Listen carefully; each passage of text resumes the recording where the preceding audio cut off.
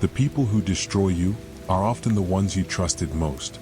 They are the ones you couldn't say no to, even when something inside you warned you. And that's where the real damage begins, silently, without you even noticing it. Your empathy? That's often what they used against you. Because empathy feels like a virtue. Society teaches you to care more, give more, and carry more. But nobody teaches you where to stop. From childhood, you're told that self-sacrifice is love. That the more you suffer for others, the better person you are. But no one tells you that too much sacrifice slowly turns into self-erasure. There comes a point where empathy stops being strength and becomes a trap. And most people never realize when they cross that line. They just wake up one day feeling tired of everything, without knowing why. Think about the last time someone brought you their problems. You didn't think twice. You listened. You cared. You felt responsible instantly. Not because you were forced to, but because that's what you were trained to do. And slowly, without noticing, your own peace became negotiable. You started placing everyone else's emotions above your own stability. And that's how the illusion begins. The illusion that feeling everything for everyone makes you a good person. But in reality, it often makes you exhausted, resentful, and emotionally lost. You become so focused on others that you forget yourself completely. Most people think the opposite of empathy is cruelty. But that's not true. The opposite of uncontrolled empathy is discernment. The ability to care without absorbing everything into yourself. To listen without carrying the weight. To help without drowning in it. To stay human without losing yourself in other people. Because the quality of your life depends on one thing. Do you understand where others end and where you begin? Most people don't. Empathy makes you feel others. Compassion lets you understand without losing balance. One drains you, the other sustains you. The problem starts when emotional boundaries disappear. Their anxiety becomes yours. Their anger becomes yours. And slowly, you stop knowing which emotions are even yours. This is not kindness anymore. This is emotional merging. And it quietly destroys your inner stability.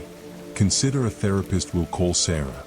4 years, she carried the emotional pain of every client home with her. She didn't leave their stories in the room, she lived with them.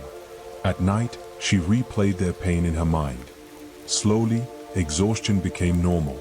Sleep disappeared. Until one day, her body simply gave up. Her doctor said something she never forgot. You can't pour from an empty cup. That was the moment everything changed. Sarah realized something important. Empathy without boundaries doesn't just hurt the helper, it destroys their ability to help at all. So she changed one principle in her life. I help people from my strength, not from my sacrifice. And that single shift rebuilt everything she had lost. Many caregivers, nurses, and therapists go through the same thing. It's called compassion fatigue. Not because they care less, but because they care without limits. Because when you carry everyone's pain, eventually you lose your own energy. Even good intentions become destructive without boundaries. That's the part most people refuse to accept. There's another truth people avoid. Manipulative people notice over-empaths very quickly. They know exactly who will feel guilty, who will say yes, and who will overgive. And slowly, those people start living in reaction. Saying yes when they mean no. Apologizing when they did nothing wrong. Carrying emotions that were never theirs to begin with. They think they are protecting relationships. But in reality, they are teaching others that their emotions are not their responsibility. And that destroys balance on both sides. The Stoics understood this clearly. Epictetus taught that some things are in our control, and some are not. Your thoughts, your actions, your choices, those are yours. But other people's emotions? Their reactions? Their decisions? None of that belongs to you. Trying to carry it only destroys your peace. Marcus Aurelius called it the inner citadel. A place inside you that remains steady no matter what happens outside. He ruled an empire full of chaos, yet protected his inner world. His strength wasn't emotional silence. It was emotional discipline. He cared deeply, but he refused to be consumed. That's the difference most people miss. Boundaries are not selfish. They are what make real kindness possible. Without boundaries, compassion turns into resentment. And resentment always leads to burnout. That's the pattern. Seneca warned about false pity. False pity looks like kindness, but it weakens both sides. Real care builds strength. Fake care builds dependence. You don't need to carry someone's storm to prove you care. You only need to stand beside them without losing yourself. That is enough. So how do you change this pattern? First, pause before saying yes. Don't react instantly to every emotional request. Give yourself space. Think. Observe. Even a simple "let me think about it" changes everything. It breaks automatic people-pleasing. Second, observe, don't absorb. Ask yourself, am I witnessing this emotion or becoming it? That one question creates distance.